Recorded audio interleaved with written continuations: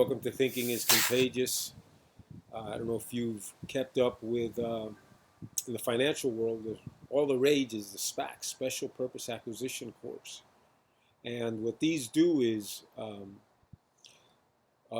usually or normally a seasoned veteran investor, investment banker will pool capital together from various investors, basically put it into a shell of a publicly traded company, and with that capital, they will go out and hunt down a private company that they can merge into that. And basically, it's a fast track to an initial public offering, an IPO. And, it's all the rage, and a lot of big name investors have started SPACs, and probably 300 SPACs, I think, last year. And I love the concept. I think it's intriguing.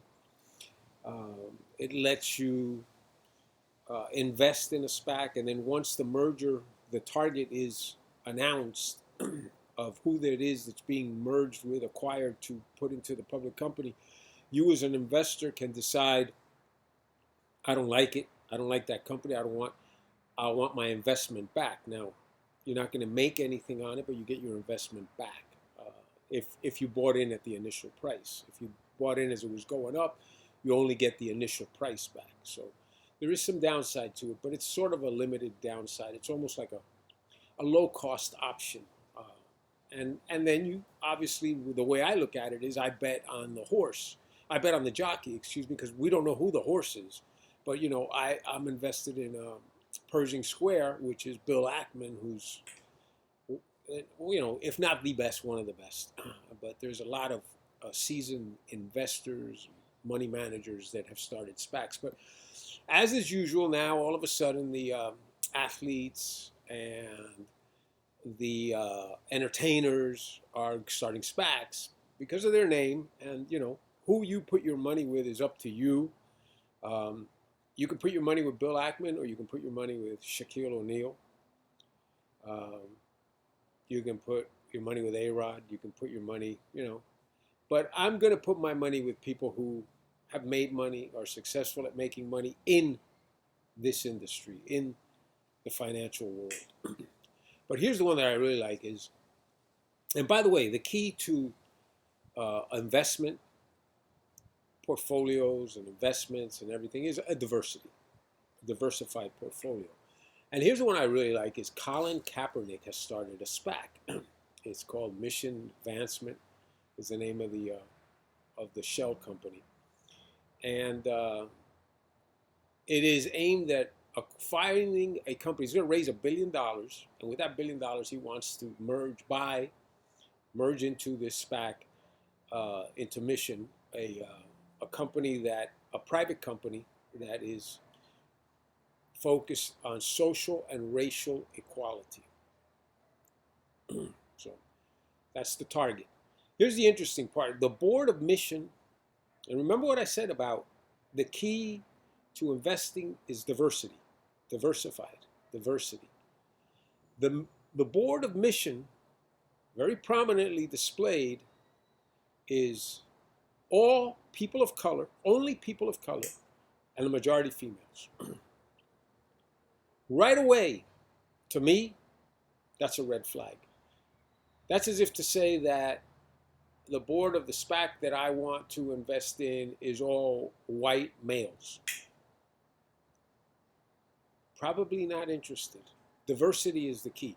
But Colin Kaepernick, because of who encompasses his lack of diversity, his SPAC is promoted, advertised, brought forth on the financial networks. So if you want to invest in a SPAC that going in already has blinders and has a prerequisite that is not financial. Like when you invest with Ackman, he's looking for a unicorn, which is $1 billion plus market cap. He's got $4 to $7 billion to put into the deal, and he's looking for a profitable company that's already profitable to put in there. Kaepernick is looking for a socially and racially equality company. So you tell me where you want to put your money.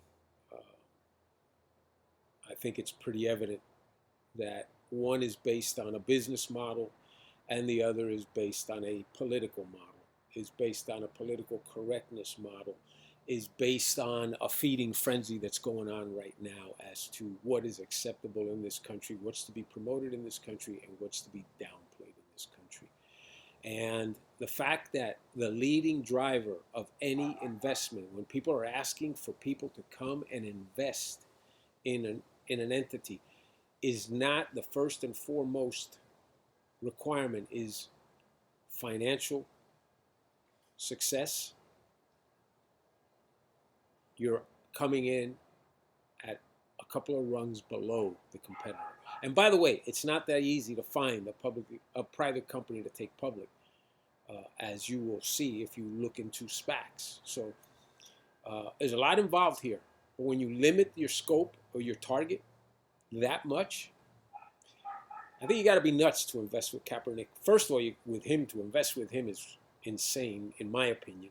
But after saying what his target is, it's even worse. It's my 2 cents on SPACs and Colin Kaepernick. Now, I've noticed the market, and some friends of mine were saying, "Oh, look, how good how good the market has accepted Joe Biden. They're happy with what he's going to do." No, well, the market is self-serving, like politicians are self-serving, and the market realizes that in Joe Biden they have a guy who represents a progressive movement whose mandate is write checks and get them into the hands of the people who don't have money. I said this before on my program. I don't know who to attribute the quote to. It's been attributed to many people, but asked a very wealthy person what would happen if you divided all the money on the earth equally among everyone on the face of the earth, and that person, that wealthy man's or woman's, I don't know who it was, person responded and said, within a short period of time, X amount of years, it would all be back in the hands of people who know how to make money. So when you see how the markets have reacted to Joe Biden, the progressives, the Democrats, the leftist agenda, and the proof is that even when they took control of Senate, which was supposed to be the big bugaboo, everyone said, "Oh, Wall Street is going to be okay because it's divided government. Everything's not in the hands of the Democrats." Well, the Democrats won this, took control of the Senate 50-50 with the praying mantis being the tie-breaking vote. So that went out the window, and the market still went up. And that should tell you, that's proof positive. That should tell you what the market's take is on this. The market's take is exactly what that very wealthy man said. The money will all end up back in the hands of the people who know how to make money. Here's their take. Biden's going to write a bunch of checks. The left is going to write a bunch of checks and give it out to people. Those people are going to take that money and they're going to buy iPhones and they're going to buy clothes and they're going to buy whatever, instant gratification. And what's going to happen is that money that's being handed out to the people as part of a vote buying scheme, and by the way, that money is funded by the taxpayer, and 70% of the taxes in this country are paid by the top 10% wage earners. That's right, 70% of the money that's being written in checks right now is paid by the top 10% of the wage earners. So when all that money goes to the people who are receiving it, Wall Street and corporate America is salivating because they know they can never get away with saying, "Give us money, bail us out." No. But they're saying this is even better because it becomes a convoluted process. The money goes into the hands of people who all they're going to do is spend it with us. So at the end of the day, your market reaction, the rally on Wall Street, is very simply Wall Street realizing that Joe Biden is throwing all this money out on the street to people who are then going to go and spend it with Apple, with Tesla, with Microsoft, with IBM, with corporate America, with Under Armour, with Nike, with Ford. That's where it's going. So make no mistake about it. The rally in Wall Street is because Wall Street knows that the swamp has been refilled and that the people in charge, weekend at Biden's, Kamala, the praying mantis Harris, and the progressive left, led by Comrade Bernie, Elizabeth Warren, AOC, Chuck Clueless Schumer, Mr. The oil workers, the oil and coal workers can become programmers, Kerry. All these people are the ones that are leading the charge, and they know that this in the swamp to refill it, and Wall Street knows they're easily bought. All it takes is money. That's where we are today. And again, it all leads back to what my theme has been for the last several programs. We need a third party.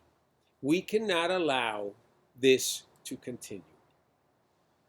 The impeachment hoax that's going on, which will go nowhere, $500 million are being spent of taxpayer dollars. Again, the top 10% of the population pays 70% of the taxes in this country. 500 million US taxpayer dollars to put barbed wire fencing around the Capitol for no reason.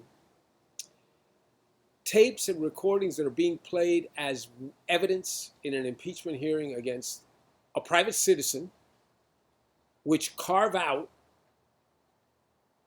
the speech part where Trump says we are to march peacefully, respectfully, non-violently. None of that is all carved out, and that is documented. That is in their presentation of the left. Rand Paul forced a vote on the Senate floor. It's not going to pass. He's not going to be impeached. They're spinning our wheels. Even weekend at Biden's came out and said he's not paying attention to the impeachment because his advisors have told him, you have to downplay this because it's going nowhere and it's going to backfire. The American people are sick and tired of this. And all this proves, again, what we've been saying. The intent, the only intent of impeaching a private citizen is to try to prevent Donald Trump from, in 2022 and 2024, flexing his muscle and reasserting himself. This time, having seen the underhanded efforts that cost him 2020 election, having seen this and having a mode of how to combat it in going forward. That's all this is. The fear of the left, of Donald Trump, coming back. And he will come back. I don't know if he's going to be the one that runs. I doubt it. I would encourage him not to. But I do think that whoever he throws his support behind, if it's the right pick, charismatic, with Trump by his side, maybe Ivanka as a VP, maybe. I think that you're going to have a formidable third party that will get 75 million votes, and that means that there's 80 million votes to be divided among the swamp. Guaranteed victory for the Trump party. That is why you see the left feverishly, fervently, and incessantly attempting to kill the effort of Donald Trump. It's not going to work. It's not going to work. And as you see by the actions now being taken, all of a sudden the left, Joe Biden, Whitmer in Minnesota, Lightfoot in Chicago, saying The schools have to reopen. We have to get the kids back in school. The kids are not transmitters of COVID. Really? Really? How come when Trump was saying this? How come when the Trump administration, how come when Betsy DeVos was saying this? How come it was an issue? How come until 2 days, 3 days ago, a week ago, with Cuomo, it was an issue? People, you're being played, you're being duped, and you're being disrespected. What the left is telling you is, we have no regard for your ability to think. They don't think thinking is contagious. They think that you're there to be fed their BS, for you to take it in and then regurgitate it as truth, and it's not. Third party in 2022, third party in 2024, send this out. Make sure people hear this. Repeat this. Let's get this in front of as many people as possible. We need to be a force to be reckoned with in 2022. Thank you. I know we covered a lot of topics, but I hope you enjoyed it. Thanks.